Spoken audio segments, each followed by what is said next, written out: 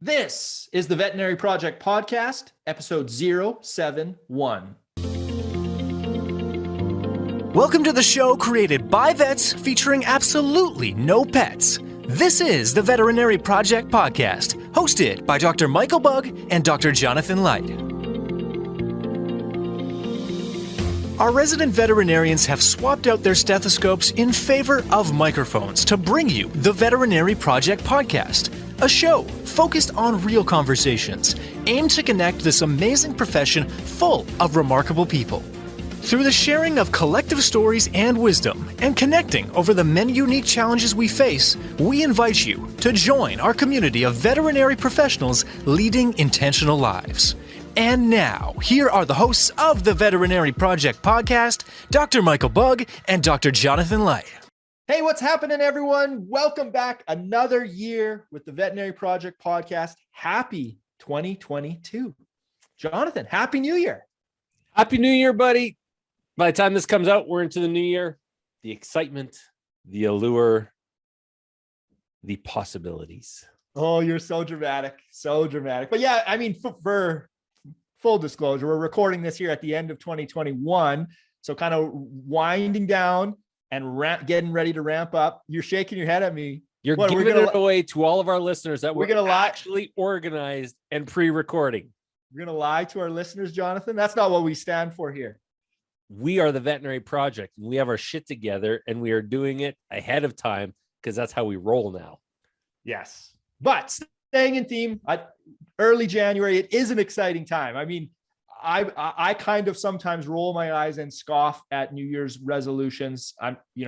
That being said, I still get caught up. I'm a huge goal setter. So why not use the momentum of the new year and supercharge? I completely agree. Mike, what do some of those goals look like as you ramp up for 2022? That's a good question. I always take the approach. I feel like a health goal should be number one. And I know that sounds selfish, but if you're not healthy, then you can't accomplish your other goals. So I'm really making a health push, even though 2021 was great. Like I really feel like I transformed in a health space, but I'm just layering on the next level. I have specific metrics around like workouts and all that. I'm not going to bore people with that.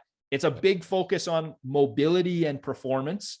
Yes. And then outside of that kind of household goal would be to move, like to literally move houses. So I know for Rosalie and I, that is a big goal we're looking at. We've been looking for a while, just trying to find, the right space that we can either renovate or build on. I feel like it has to happen in 2022. Yeah. So I would say that's probably the big ones. I'm excited for you guys on that way. And you've got a little bit of travel potentially happening depending on what happens with this COVID continuance, right? 2022. Well, yeah. And it's funny, even our guest here on this episode, Jamie Gruber, part of our Monday night group, we have been trying to connect. So I actually have not seen Jamie Gruber in person ever. And all the way back to April 2020, our group had a trip to New Orleans planned. And then we all know what happened. COVID came along, canceled that. We rebooked that sometime in 2021, COVID kiboshed that. So we are back on for March of 2022. I forget the exact date where I will actually see Jamie Gruber in person. Pretty awesome. And you've known him now, since 2018? Yeah, I guess 2018 is when we joined that accountability group together, connected in there, and then kind of became friends and then hit it off. And we're now like individual accountability buddies. I talk to him as much as I talk to you. Like you two would be the two people I talk to the most. I mean, other than Rosalie, who I live with.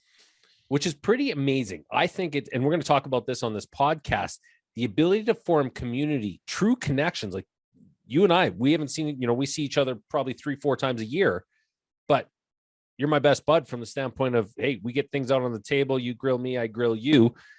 And yet with Jamie, you've never even met him and you have that type of relationship.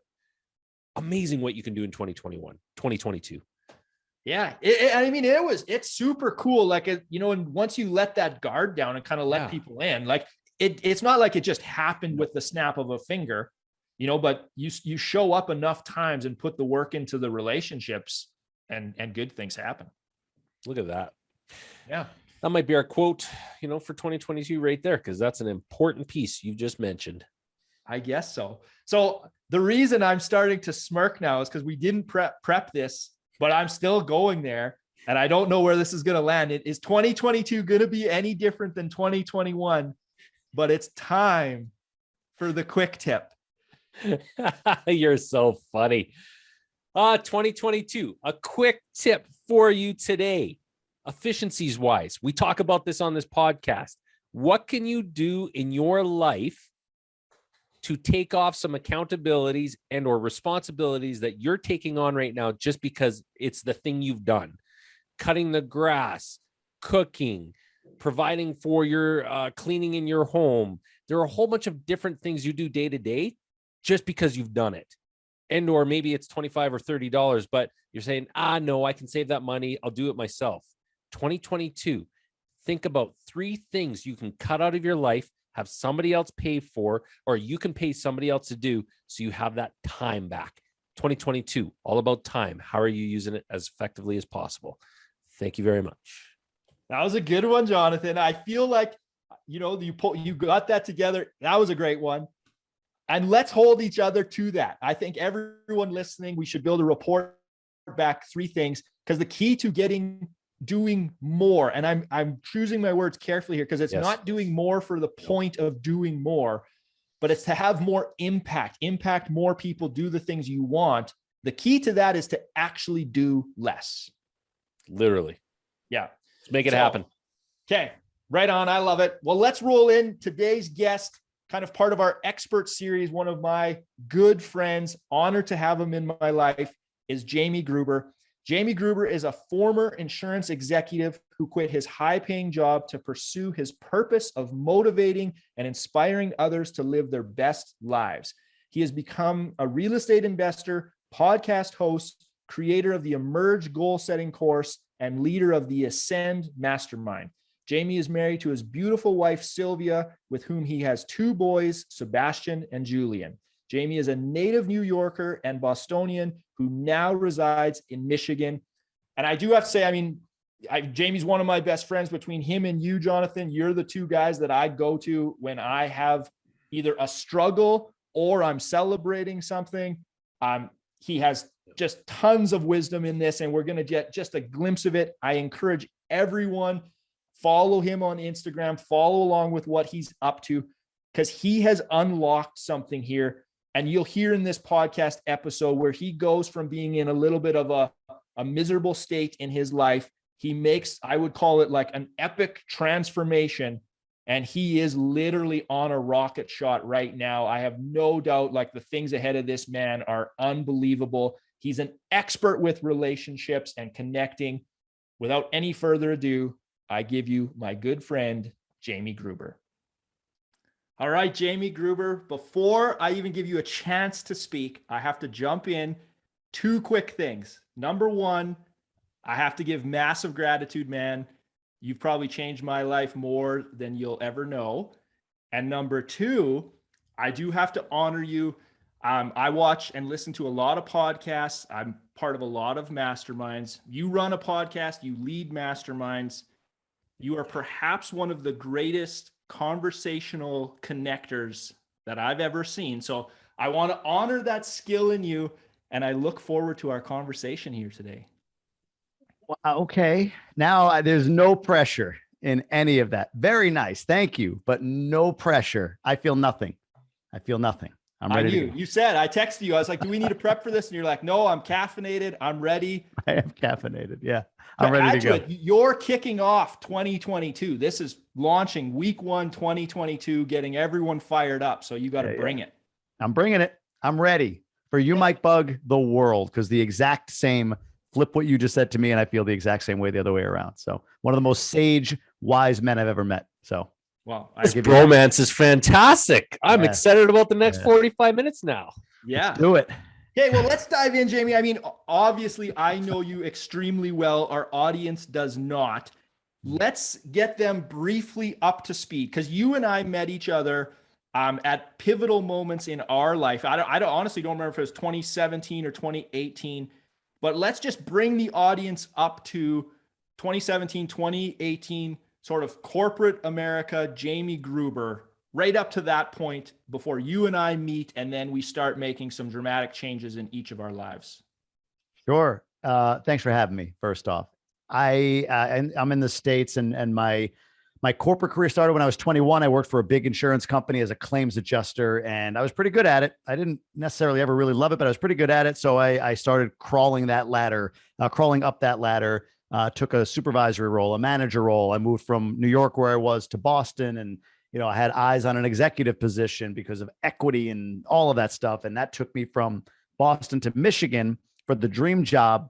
The income, the equity, the bonus, the organization, 150 people, multiple layers, process people. I was a top 300 guy in a 50,000 person company, right? Like, I hit it, and I was miserable. I absolutely hated it. I didn't realize it probably 3, 4, 5 years before, when I put my head down and said, I'm going all in, I'm going all out for that executive job.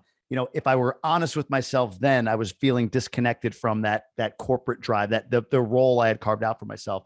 But I still felt as though what ailed me was on the other side of this executive position, and it wasn't true. And the worst part was, I think the crash was more precipitous in me, my personal crash, as a result of just selling out for that job. So now I'm in Michigan. I don't know anybody. Just pick up my wife, my kid. We moved to Michigan. We end up having a second kid here.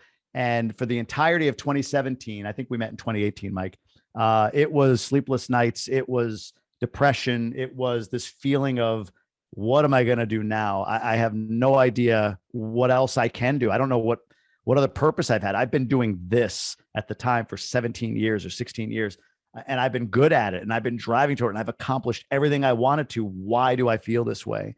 Which led me to alternatives. So real estate became interesting, and I invested a little bit, and that took me to, still a place where I'm just around people in my day job. My calls after work were to coworkers to bitch about the day. My boss was an absolute ball buster. She was all over me, over what seemingly was, trivial things, and micromanaging me and questioning my loyalty and my leadership after 16 years with the company. And it was just a very toxic place for me to be in. And I kind of crashed by saying, I need a new community. So I found M1. You and I joined M1 together around the same time. And that's where I met you. We were in the same launch, the same unit or whatever. And that was the beginnings to me of understanding the power of community, the power of proximity, the power of investing in yourself. And man, it's been a pretty intense ride since then, but I'll honor your question and end it right there. Well, we're going to go there for sure. I want to sit a little bit back in that, from an external perspective. If I had known you previous to then, you were living the American dream, multiple six-figure income, the wife and the kids, beautiful family, everyone's healthy, everything is on point. Internally miserable. Ooh, destroyed. Yeah, it was. I define it as an epic battle between my authentic self, which had been just sort of pressed down way deep, and my ego. And so always my ego won. The ego always won. It was, no, you are this executive, you are this person. So even though my authentic self might've been saying, hey, the money doesn't matter, the prestige doesn't matter, I really want this, I would just pound that guy back down, or my ego would. And it was just at a point where whoever that is, that inner being in me, just kind of came up, looked my ego in the eye, and they had it out, man. And I'm sure I've had battles like that in the past that maybe just didn't take me down as deep as it did in 2017. And I know for sure I'll have battles like that in the future. I'm sure as I grow and, hit 50 and 60 or whatever the case may be. But that's what it was. It was an all-out war going on inside of me. And for the first time, through a lot of emotion and work and tears and pain and, again, sleepless nights, my authentic self, I feel like finally won that battle. But that was the war. Okay. Before I hear about the war part, when your authentic self first starts speaking to you, in whatever form that is, and I'm sure it's different for everyone, but what were your first clues? And the reason I'm asking this question is I feel like we're going to have listeners listening in on this that just feel like something is off, and maybe they can't put words to it yet, like the very early signs? What did that like look like or feel like to you when your ego is still winning the battle, but your authentic self is kind of inside screaming at you like, hey, we got to change something? When every challenge that I would face felt like it was just easier to give up. So in my corporate career, and this goes back, by the way, so I'm talking about age-wise, 2017, I was, what am I now? So like 37-ish, somewhere in that range. If I go back to 25, I had a really quick ascent between 21 and 25 years old from, adjuster to supervisor to manager in my company. And so I was this young, making good money, man. I probably made six figures at, 23, 24, 25 years old. And I was hard charging. I was the next guy, right? Just keep climbing. But I remember back then, whenever something would happen, I would have this overwhelming urge to just mail it in and go. Honestly, at the time, I was like, let me go do stand-up comedy. I would love to try that. Let me just move to LA. I got a cousin there. I'll go do stand-up. And like, no matter what, like no matter when it happened, no matter what happened, I should say, I would have that instinct to mail it in and go. And I passed it off as stress or whatever. But if you think about most things, or at least me in life, like when I played basketball in high school, and if you're watching this, I'm like 5'7", pasty. Yes, I played basketball in high school. Like I broke my arm in a game. I broke my hand and down into the arm, and I finished the half. I didn't tell anybody because there was nothing that was going to take me out of that game. Right. I loved it. I loved playing ball. So the moment I was hearing myself say, no, go do this, even at 25 years old, like that was the first sign. And it was when whatever I'm doing is just like on a razor's edge on a hair trigger for me to walk away from it at the sight of a challenge. Like if somebody told me, no, I didn't get the next job, screw this, I'm out. Like that didn't exist with the broken hand in basketball or a lot of other things in my life. So I think that's the clue. Man, that's interesting. I'm sort of pivoting on the fly here because I feel like this is common where like the external voice, maybe even of society. And I think of you having that battle in your mind. And I know like you had stock options, they vest, and like these are juicy, big carrots that are just always 1 year away if you can just hang in there, and how do you battle that? Like, how do you battle what everything society says you should do is keep punching that clock for 20 more years, but inside you're screaming? Well, I didn't for a long time. I didn't battle it. I let that pressure lay over my authenticity and push it down in the interest of, to your point, external factors. And there's a likely fear of failure in there, but I honestly, the more I learn and grow, I don't really believe that fear of failure is the real fear. In other words, if I could fail in a bubble and no one saw it, then who cares, right? If you ever fall down in public, like trip and fall, what's the first thing you look around, right? If I look around, nobody's there, I feel way better than if 10 people saw me, So it ain't fear of failure. It's fear of judgment. So that fear of judgment kept me from wanting to do anything that I could potentially fail at and be judged by that, right? That's what kept me there. I think there's points in life, and people listening to this might be at that, right? Because I know your audience are veterinarians, medical, in that field, who might be thinking like, there's got to be more to life than this. They might be in that space, and maybe they need a breaking point. I don't know if you do or don't, but I think for me, what I've recognized is when I give myself space mentally. So, and I'll give you an analogy here in a second, but when I give myself space mentally is when those fears, those things that keep you kind of confined in where you are start to melt away a little bit. So here's the example I'll give. If I may I riff? 100%. That's what I was waiting for. I can't believe I'm going to riff you this long. So we're taken up to the point where I left the job, right? So this is the analogy I use. So let's say, let's say you are, you live in your home and people come over to your home. Like, what do? You run around the house anytime somebody comes in and you shove the stuff that's all over the place in the cabinet, in the closet, whatever. You just get rid of it, make it clear. So on the surface, when you walk in, like, wow, this place looks organized. It looks like, wow, really clean. They got it all together, just like you look outwardly to everybody out there. Like, oh, look at the outfit he's wearing, the haircut, whatever. You look, like you said, the American dream, equity, stock, beautiful wife, kids, looks great. But all that stuff I'm stuffing in the closet in my home to clean up for people to come over and see the organized version of me, at some point it fills up too much. It's a mess. And what do? You go in and you got to clean out that closet. what people do, they'll go in, what people do is they will go in and they'll clear out the easy stuff, all the stuff that's at the front of the closet. They'll get rid of, this is garbage, throw this out. And then they stop. But if they stay in that damn closet and look toward the back, they're going to find a couple of things. They stay in another day. I clean out the front of it. The next day, let me go back to the back. And it's like, why do I have that back there? What is that doing for me? Why is it sitting in the back of my closet? It's just taking up space. It does nothing for me. Let me just get rid of it. Or, wow, I forgot I had that. And it harkens memories or thoughts of things that I really love and I really enjoy and maybe feel purposeful for me. Let me bring that back out and feature it, put it on the shelf or put it back into circulation. And maybe now I'm going to double down on whatever that is. Oh, model plane. I'm going to buy another model plane. I love building model planes, whatever, right? But you got to stay in that closet for a little bit to get to the back, clear out the stuff that doesn't serve you, and keep the stuff or see the stuff that might be there, that authentic piece of you that you want to bring out and prominently feature again. And it's the same with your mind. So for me, I made a drive, I remember, from Boston to Michigan, long drive, 20 hours, something like that. And it gave me time to think and circulate my thoughts. It allowed me to go into the closet, clear out the beginning part of it, all the stuff that's kind of loose and floating around, but then I had to stay in there and get into the back part of my brain, just like the closet. And that repeated itself right before I left my job on a drive to Florida. I was 3 days in a car by myself with 2 little dogs. My wife and kids were coming down, flying down. We were going for a month away in Florida from the frigid north.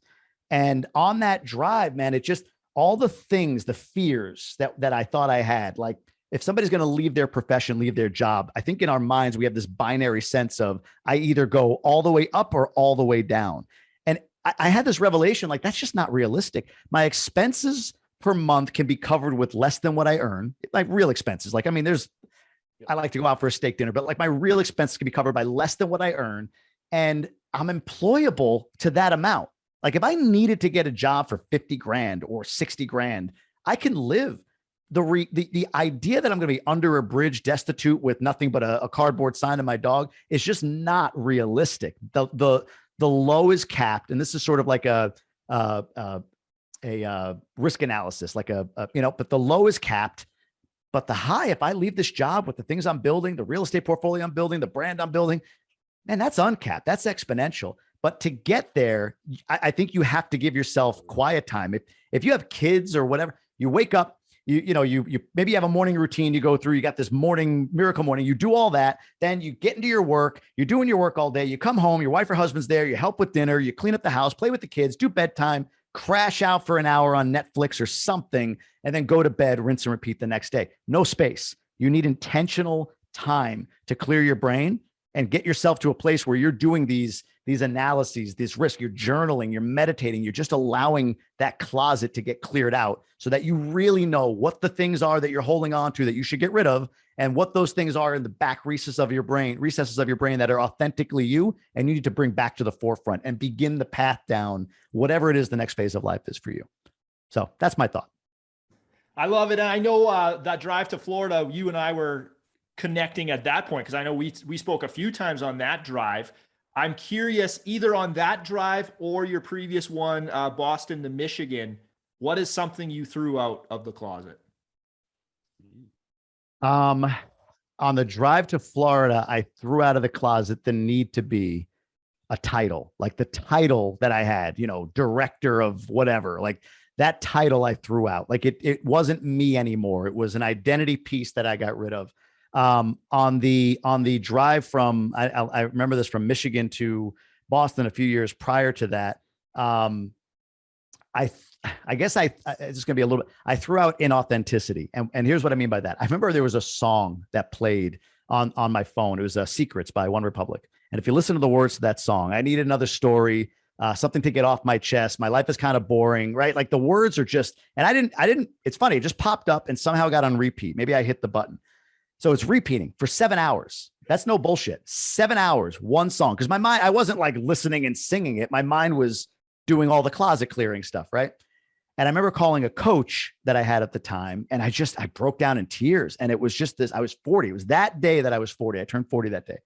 And that song, the words are like reverberating in my brain. And it was just exactly that. Like, I've been living someone else's life for the first 40 years. It's time to change. And that was the beginnings of me shifting and really, taking advantage of the new community that I had built with you and others, and, finding the path toward what I believe right now is my authentic self. But yeah, throughout inauthenticity on that one at 40 years old. And then on the second drive to Florida, where you and we talked a lot on that drive.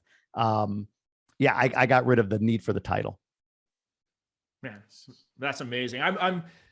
I can see that transformation coming. And I guess one of the questions, because when you said what you said about fear of judgment, right? Like not fear of failure, we're going to sink a level deeper, fear of judgment. Yeah. Does that go away? No, I did not. For me, it hasn't gone away. No, I'm not like, anybody can say anything they want about me and it doesn't matter. But I think like anything, it's awareness of that gives me a little bit of power now. Like the other day I was going to post something, and for some reason, like my neighbor Art, like if he sees it, for some reason that bothered me. And I don't know why, but what's funny is before that, it was a guy I used to work with that was 2 levels above me at work, like a guy that I looked up to a ton. I remember posting things and wondering, because I could see he sees them, right? I could see him comment, not even comment, but like liking or viewing the story. And I remember that would cripple me. And then Art would cripple me or whatever, right? But it's funny, each and every time the universe delivering this or whatever, I got a call from that guy 2 levels above me after I left my job, curious about, he's thinking about leaving and retiring and curious about the next level, and wanted advice for his son, who he wants to have a more purposeful life. He doesn't want him to follow this like corporate white collar, whatever, just because he feels he needs to. So it's like his judgment of me went down in my mind. And then recently I did a post about a friend who passed, unfortunately, through suicide. And I did a post about authenticity and how I eerily enough had a thought of this guy who I hadn't seen in a long time a week prior, and thought I should reach out and say, hey, and didn't. Then a week later, he ended up killing himself. I posted about that, and Art commented on it. The other guy, in my mind, for whatever reason that I assigned as like the judgment guy, like what's he going to say, posted on it, commented on it. It's just this universal reminder, like no one gives a shit. Go do you, be you. So I think awareness of that is as good as I can be right now. I'm not in a place where I could honestly sit here and say like judgment does not cripple me at all. It doesn't enter my brain, but the awareness is there. And I think that's a big win for me. Nice. Okay. I don't want to, before we're going to pivot soon here and start taking off with you. Cause like from me, it being in your life and watching you, like your trajectory, it is amazing. Like it is so fun to watch. When you talked about there's no upper limit, like the places you're going and the things you're doing, someone that has that awareness and they're going to start making that pivot. You had said, you're digging through the closet and it's easy to throw out the easy stuff. How do you get someone to sit in it long enough and get to the real magic, like get to the thing that's going to have some leverage and start making like progress? Yeah, I call it solo weekends. My wife and I do this quarterly now because it's been just like, why not be intentional with it? So we have 2 kids. She's busy, I'm busy, lots going on. So it's hard to just like dial it down. I meditate regularly, but that's 10, 15 minutes. That's not enough time to, get deep. Although it's better than nothing. But once a quarter, we'll schedule a solo weekend. And I really believe that this is like a prescription for it. It's Friday to Sunday. It's off-site. Go somewhere. I go to a Hampton Inn a mile up the road sometimes, right? Just not home, and of course swap this with your spouse because she'll be taking bullets all weekend with the kids. And then I'll do that the next weekend or whatever. But I go away. So Friday through Sunday, I have a couple of things that are intentional for me. Like I have my journal, I have my phone because I need the meditation apps. I like guided meditations, and I have workout clothes. Like those are the 3 things I will really allow myself. Oh, and I have a book. I'm sorry. I'll bring a book with me. So read, journal, meditate, workout. That's it. That's the only activities other than eating and sleeping, obviously. But those are the only activities that I allow myself to do. No Netflix, off social media, all of that stuff. But Friday, I give myself permission to remain kind of plugged into life, because if okay, I'm dialing it down for the weekend. I don't want to be reached. I don't want to things. Oh shoot, I forgot to email so-and-so. So you do that. Like it's not going to be, I can't just turn it off unless you're special. I can't just turn it off on Friday. So Friday, I give myself that, like late afternoon, evening that I start to just, sure, I want to kind of be quiet and meditate. I'm not intentionally in the phone, but things pop up and I allow myself to text, call, email, whatever I need to do to just sort of clear out all of that stuff, the junk in the front of the closet. By Saturday midday, if you're sticking to this, if you're not throwing on movies and Netflix and, whatever, you get to a point where it's tough not to. Like, that's when like, okay, I'm overly bored. Here's where the magic happens. And that's where I start journaling, whatever. And I just write. Like, if you were to read it, you'd think I had a stroke midway. Like, it's just, it's sentence A is on topic 1, and sentence B is half topic 2 and half topic 3, like just whatever's in my brain, just clearing it out, just getting it all out. And I allow that to continue through all day Sunday. So Saturday into Saturday night, I'll go get a workout in, I'll read a little bit, I'll meditate, I'll just kind of zone out, stare at the ceiling, lay on the bed, go for a run if you want to, stuff like that, right? But just truly quiet, no one else around you. Your wife or husband, no, leave me alone. Kids, leave me alone. But that time, by the end of the weekend, I've got a pages full of therapy, because sometimes you just write something and it's like, oh crap, well, that solved it. Like, one sentence will solve it. I'll have pages full of ideas. I'll have pages full of things that I believe I've gotten to the place where this is now authentically me. I've meditated. I'm in a different frequency. I'm dialed down. I'm like unplugged from all the craziness of life.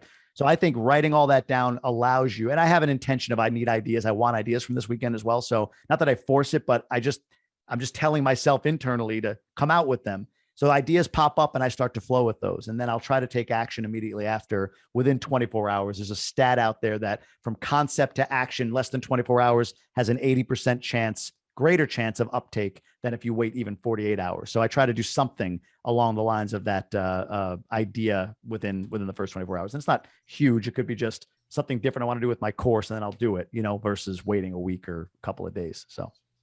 Yeah. And you are phenomenal at taking action. Like, you developed a course and it was like, boom, it's done. You're looking at writing a book, and I was like talking about mine, and you're like, well, I'm going to do it in a month. And I'm like, dude, like, you take insane levels of action. Yeah. I try. And look, I think there's so getting around the right people matters. Getting around you. Now I'm in this group called GoBundance, which is, there's a men's and women's group, but I'm in the men's side. Obviously, it's high net worth entrepreneurial men. And these guys are driven, man. You're around action, you start to take action. And one of the things that I've said, I've seen, and I teach this to a community that I have, is the concept of ready, fire, aim, right? Like, there's so many people that go ready, aim, and they never fire, right? But if you're like, some people say, I've heard people say fire, ready, aim. I think that's a little bit like, you got to have some like ready. Might be a solo weekend, but it's like, okay, ready, now fire. So to your point, I started a course. Somebody asked me, hey, would you want to create a course? I'm like, never done it. Yes, let's do it. I sold 30 courses before I made the course. Does that make sense? So I sold 30 courses at about $400 a piece as a test. And then I built the course. Then I wrote it out. It was 12 weeks. I think I said 12 weeks. So I had to figure out what the 12 weeks were. I had to record the content. I had to hire a workbook designer. Never done that before. I needed to hire a consultant. I needed to figure out, where does all this stuff go? What's an email flow? What are you talking? All of that stuff happened after I sold 30 courses. So I've learned that, again, just observing and being around the right people. I think proximity is huge. And that taught me, like, just go, because more than likely, if I make an offer on a property and buy, and I get it accepted, I'll figure out how the hell to close it, more than if I sit back and like, I'm only going to make an offer in the perfect circumstance, right? Like, the action comes from the being. We talked about that. So yeah, Can I jump in for a second? Yeah, give her. Specific tactics to that action, Jamie. You're similar to all three of us: wife, kids, entrepreneurial ventures all over the place. Yep. What are some of the specifics you do day to day to ensure you're setting yourself up in a position to take that action? Because there's always tasks, other things that can come up that can derail you. Yeah, it's hard. It's hard to, like, I did a reel yesterday on Instagram of like, it was like a music that made you like, whoa, let's go. Cause I had like 25, where do I start? 25 different things to do. So I anchor into a weekly planning routine, something Mike and I have learned about. And I really am religious with this. So what I do every Sunday is I'll sit down and I'll brain dump everything on my brain. I'll use that brain dump to chunk up things, and then I'll put those chunks on my calendar. And that's what guides me over the course of a week. So number one, I'm clear on vision. Mike and I have worked on this for a while. We have our 3-year vision. We set that up. Then every quarter in the group that Mike and I are in, the accountability pod that we're in, and he's my accountability partner, we go through a set of goals that we have for each quarter that align with that vision. Okay. And then each week I look at like Gary Keller's goal setting to the now, right? Like each week, then I chunk it down to, okay, what needs to happen this week for me to get the quarter's goals so that I can get my year goal and hit my vision. And then each day is set up on Sunday for me to hopefully execute on the top things to do in order to achieve the bigger vision. So that's tactically what I do. I'll take time Sunday, sometimes up to 3 hours, to be honest with you, to really map the week. What is the most important priority? Where am I right now? Like I might have like, I've got these 3 calls on Thursday and these 2 on Tuesday that are very similar to these 3. Like that's 2 different days of bandwidth I've got to burn. Like, let me just line all 5 of these calls up. I'm in flow, boom, boom, boom, boom, boom, boom. And I clear Tuesday for me to work on something else. So the weekly routine of planning and chunking and mapping the week to win the month, to win the quarter, to win the year and hit my vision is the best tactic that I have right now for me. Excellent. And how do you coordinate that with your significant other? I forced her to do whatever I tell her to. No, I'm just kidding. It's what I do specifically. It's a good question. She has time as well that she could take. She doesn't always. That's just not her thing. She's more focused on the home. But the thing I'll try to do every week, the first thing I do is I'll say to her, hey, what's your week like this week? What do you need from me? And then I'll attempt to over deliver on that need first before I plan the rest of the week. So the example I've used is like, if she says, you know what, on Tuesday, I just need you to get the kids from daycare, at 5 o'clock or whatever, by 5 o'clock. So I'll do that. Yep. I'll commit to that. But in addition, I'm going to make sure whatever I'm doing is local and that nothing's planned after 3 o'clock. So I'll work from home that day and nothing after 3 o'clock. I'll block it off so that she knows that there's no chance of me getting stuck in traffic or whatever. I'm going to deliver on that. By doing that proactively and prioritizing her needs first, I feel like it gives me the space to do what I need to do. And she sees it as a win for her that I go and plan and incorporate her needs as well, or incorporate her needs first, actually. Okay. Thank you. Yeah. Yeah. It's interesting, Jamie. There's a few things that I hear in here, which can be a challenge maybe for our veterinary listeners. It's kind of like slowing down to go fast, right? Like you block the space, you take the time on Sundays. A lot of people will be listening and saying, I don't have the time for that. Yeah. But by taking that time, you probably get double done in a week, triple done in a week, what you would have got without doing that. It can be counterintuitive, but once you step into it and unlock it, it's like a rocket shot. Yeah, I would say it gives me 27, 28 hours in a day. And it was more vital. Well, I guess it depends. It was more vital to take that time when I had my job on top of my side hustles, right? I had this 50, 60 hour a week, big job, big money in play. There was a lot to it, right? Directing defense counsel on major lawsuits that we were facing from people we insure injured and all that stuff. It was intense, a lot of calls, a lot of this, a lot of that. So for me to figure out how am I also going to expand my real estate, or how am I was building this course and running this course while still employed at that job. How am I going to do that? That time on Sunday allowed me to, like I said, look at, okay, where's my calendar? I got too many things that are similar happening on too many different days. And if you're in flow on something, it's just, like if you're folding, wrapping presents, good time of year for that. You're wrapping presents. The first one takes a minute, then all of a sudden you kind of get into a rhythm. But if you were to start and stop each time, like I'm going to wrap one present today, one present tomorrow, like you got to roll out the paper, take out the scissors, take out the tape. Like you don't think of that stuff when it comes to the tasks you have in a week. So yeah, I mean, if I needed to go to the grocery store for something, I know I'm getting this, but also for this day, I need that. And for that day, I need this. And I'm going to go get it all in one trip. And I'm going to do that trip, by the way, when I'm over by the grocery store for this other activity, as an example. So yeah, I think it gives me time in the week. And I say 3 hours because there's some weeks where there's things that I'm like, I'm just going to do this right now.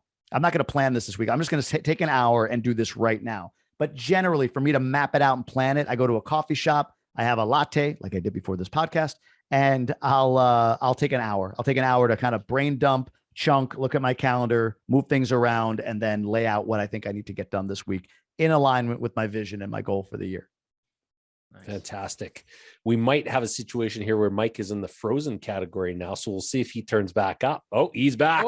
No, I wasn't frozen. Jamie is just hitting me so hard that I'm just sitting there in deep thought, not moving at all. That was it. That was it. That's what it was. My ego is like this big on this call. I love this podcast. It's my favorite podcast. Okay. Well, let's continue like as on this sort of road of transformation. A big piece in there is accountability. I mean, this is how you and I met. We're in that Monday night group. We're accountability, like individual accountability partners. And you talked about proximity in there a lot.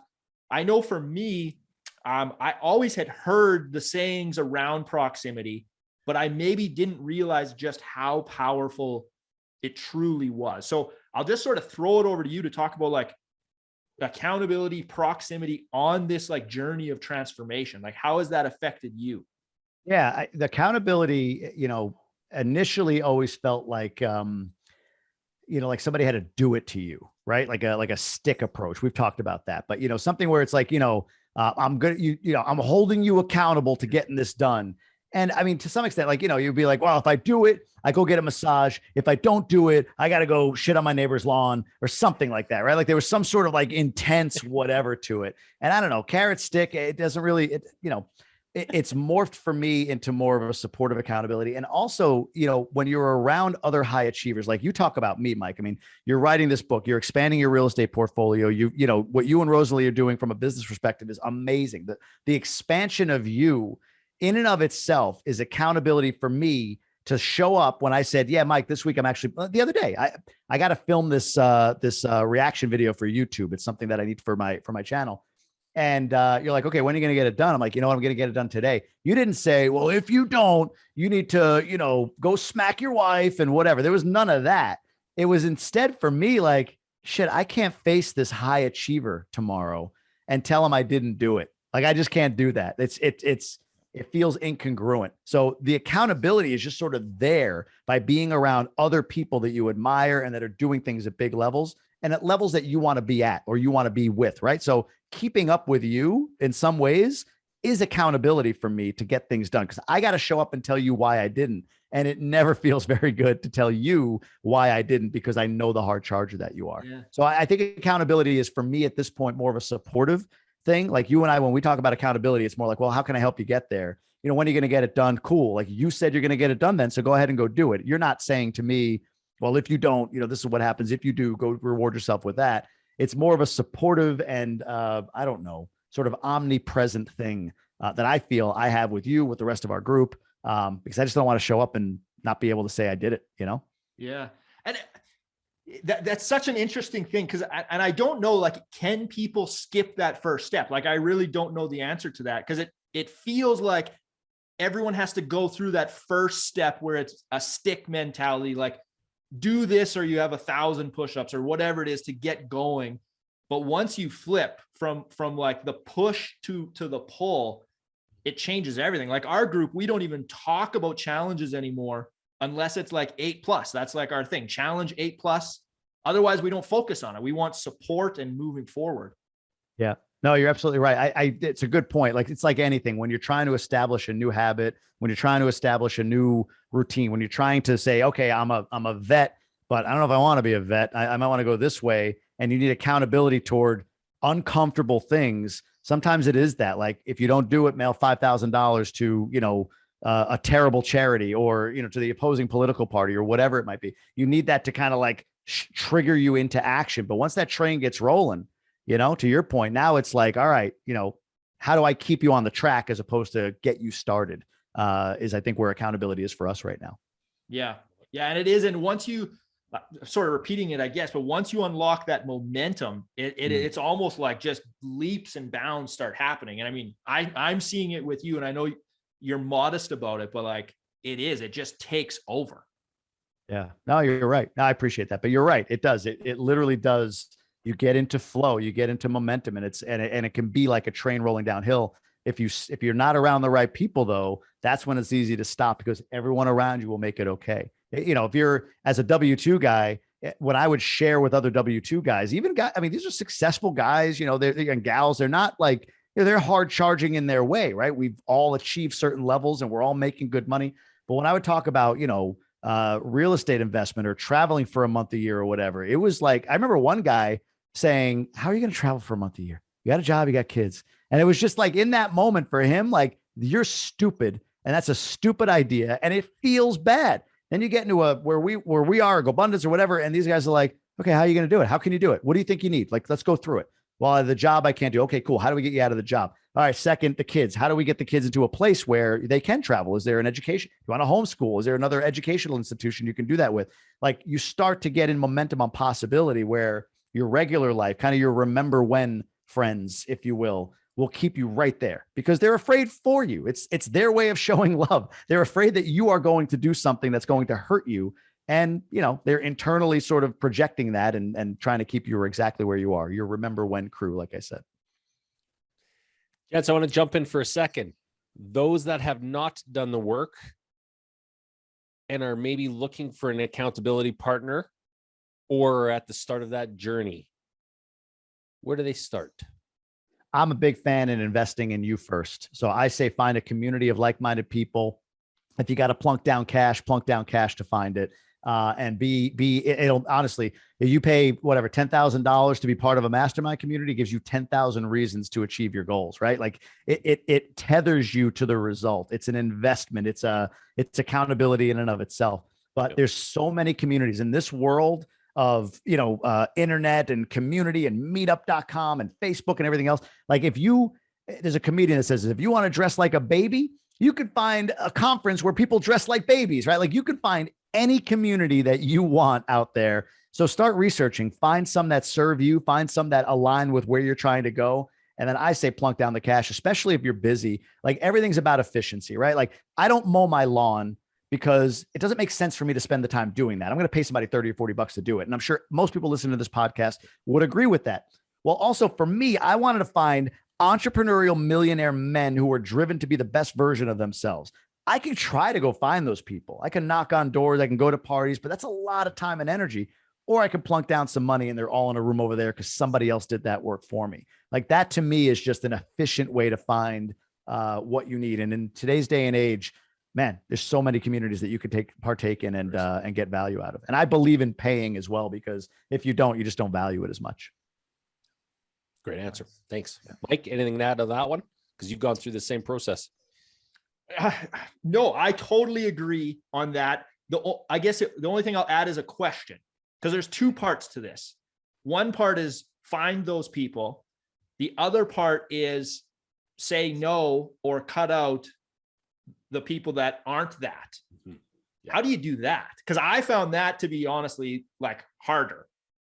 Yeah, maybe it's the benefit of being further away, like having moved around a little bit, that lets me do this. But even still, like, I can't say that I'm the most in integrity of like, I'm going to confront the person and explain to them with love that I will not be able to hang out anymore. I just kind of avoid after a while those that don't serve me. And this even includes, unfortunately, family members, right? That just, time and again, for whatever reason, they've proven themselves to me to be somebody who's not supportive of me and my journey. So I call that putting them on the second row of my life, right? So it's not like you're done, you're dead, gone, goodbye. But it's like, I want certain people on the front row, and then the rest of everybody else goes on the second row of my life. And I guess you could do it one of two ways. You join a mastermind community and you engage, immediately you're more surrounded by them. They become front row people for you, and others kind of go to the back row. And the other is just to start to, right now kind of push people back before you find other people that you bring in your life. But that's why I say I'd rather pay for a community and just like flood myself with those people right away. Cause like for me, driving home after I joined GoBundance, I'm not calling my coworker anymore to bitch about the day. I'm typing into my phone, so-and-so that I just met, or you, right? And I'm having a call with you, and our conversations are just different level than where it would have gone into the muck, if you will, had I been on a call, like victimization. And can you believe this person's doing that? All that stuff, right? Instead, I'm calling you and we're talking in different terms. I'm not allowed to be a victim with you, Yeah. Oh man, Jamie, it's amazing. Like we were on the phone like an hour before this, and I was like, hey, what's going on? You're like, oh, I was up at 2, and it wasn't complaining. You were like, I was so freaking excited. Like, this is your second or third podcast of the day. You were hosting and interviewing other people. You're so fired up by what you do. And then hearing your basketball handbrake story. I don't know if I'd heard that before or I forgot. I don't think I've said that before. Yeah. But thinking about that, and it's like, I know like at a recent event, you were playing ball with an NBA player, just like pick up ball. And it's like, this is where you can go when you just step into that authentic self. You go from a kid that breaks his hand and won't come out of the game because he loves basketball to a guy that's shooting hoops with NBA players just because he's doing it. It's funny. The guy I just interviewed now is a different NBA player, 14-year NBA veteran on the podcast. And to your point, man, like I'm a big connector guy. I really value social equity. I like being in relationships with really cool people. I just do. And, you know, as a side effect, those cool people open doors to other cool people. So yeah, to your point about authenticity and like following that voice, like we listened to a coach, Jason Dries, he really talks about that quite a bit. And he's so right. Like, it's like, you ever play Minecraft? I don't. So I don't either. Right. For those that play Minecraft, my son plays this, like you build blocks, like you put blocks down. And I look at that authentic voice as like the first block. And if you ever watch it, it's fast, like block, block, block, block, block, block, block. That first block is usually your authentic voice. But before you can even know that it's there, the second block goes down, which is the first voice of doubt. Then the next block goes down, which is the voice of like, you know, negotiating with yourself. Then the next block goes down. Like it's really hard to hear that whatever that thing is that pops up first that you should do immediately gets smacked around and batted down by your brain and everything else. So the Minecraft example, for those that resonates with, I hope it makes sense. But when you do hear that voice and you follow it, and for me, it was finally, like I said, authenticity beating the ego, quit this job. I mean, immediately I was offered to partner with, and I am a partner with him, to partner with a syndicator who, by the way, day job, he's a writer for 20 years, Emmy nominated for a show called Family Guy. That big in Canada? Yeah. Family Guy? We know it. Oh yeah. Okay. So he's a writer for Family Guy, 20 years. He was a writer for Letterman. He wrote Ted and Ted 2 along with a few other writers, right? Like a significant, cool person who also is an investor, and I'm his partner. I met the owner of the Cincinnati Reds, right? And he invited me to a game. We sat in the owner's suite where I met our favorite author, I would say, Benjamin Hardy. So Ben Hardy and I chat now. He wrote Who Not How, Gap in the Gain, some of these books. So Ben Hardy and I chat. He sends me randomly texts. I think I showed you the other day. He sent me the book cover of his next book. And he's like, I'm going to send you my 2-book out book by text. I'm going to text you the whole book, 2 books out that I can read in advance. Like cool people like that. The agent for Magic Johnson, I've become friends with. The guy I just talked to, the NBA player. I had an NFL player on it's cool to be around people. That's what I've always felt. That's always been authentically me. And now I am around those people, and I'm actually, I work less. I make more, and I feel like you said, I woke up at 2 a.m. this morning, and I told you, I wasn't like stressed. It was more like my brain wouldn't stop with all the things I want to do, the possibilities. And I didn't get back to sleep till 5. So a couple lattes in and I'm still rolling. Nice. Okay, Jamie, before we move in the impact round, one last question here to wrap this part up. Would you have ever believed, like back when the ego is battling your authentic self, would you have ever believed, like after taking that first step? So that was 2018. So fast forward to 2021, 3 years later, this is where you would be. No, the leaving the job part, especially, there was a lot of identity tied up in that. And even just income. I mean, it was a hell of an income. The bonus, I still talk to people there. The annual bonus just came out, and it was like 80 or 90 grand that I didn't get this year because I'm not there anymore. Right. And it initially was like, but then it's like, okay. But I got to do a lot of cool stuff this year and live life how I want to live it. So what's 80, 90 grand at that point? You know what I mean? So I don't know, no, I wouldn't have envisioned being here. But what's cool is because of, I think, being around you and some other people like it, like I can't imagine not 5-10xing in the next couple of years, knowing what I know now. Like once you see like the other side, you can't unsee it. You didn't come this far to get here, right? You came this far to go there. So the next level for me, I definitely see, but back then, no, could not have foreseen, the abundance I've had in my life in the last few years. So a lot of appreciation to you. Yeah, man. Well, I appreciate it, man. It is cool to be along for the ride with you. Same. Yeah. Okay, man. As we wrap up, we're going to move you through our impact round. So a little series of quick questions for you. Are you a cat or a dog person? Dog person all day. Cats can, screw them. This is the only thing we disagree on, I think, Alex, but I'll let it slide. Okay, true or false? I don't know what to call you here. Usually this is for veterinarians, but true or false? I knew I wanted to be an influencer since I was a kid, or whatever title we want to give you. True. Yeah, I wanted to be an NFL broadcaster, and I realized today it was less about that. It was more about the ability to see what I see and then serve others by telling stories. So yeah, that's very true. Nice.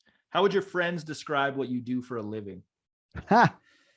Podcaster, maybe. I don't know. Real estate investor probably is the more socially acceptable thing, but yeah, somewhere between those two.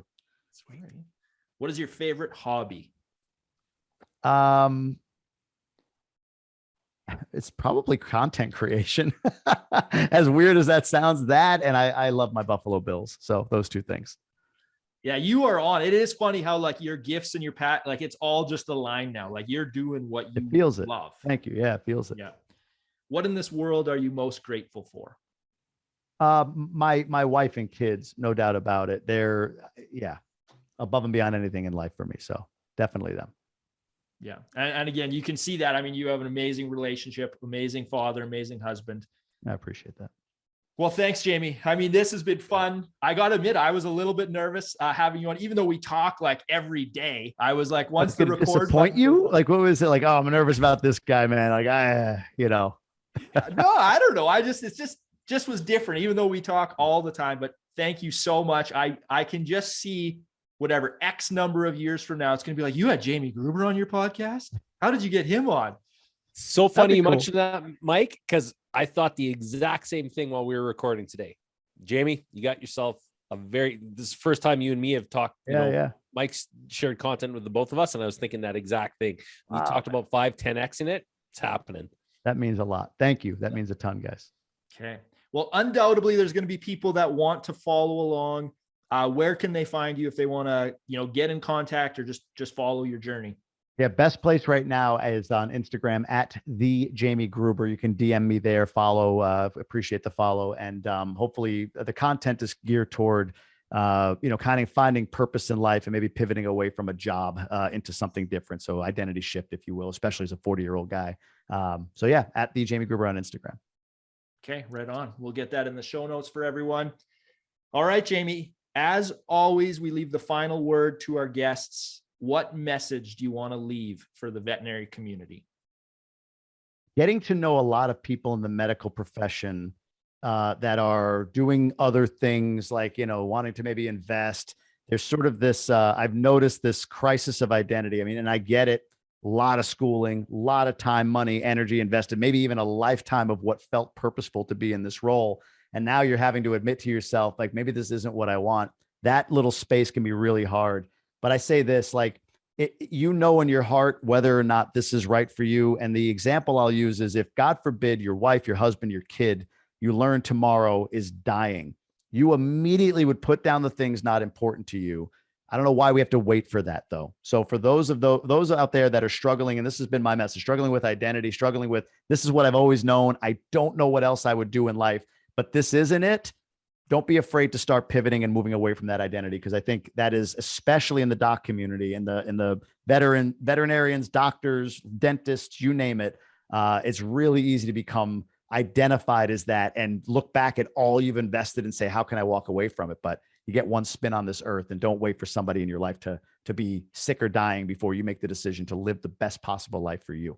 Thank you for listening to the Veterinary Project Podcast. As a recap, on behalf of our hosts, the Veterinary Project Podcast will be releasing new episodes weekly.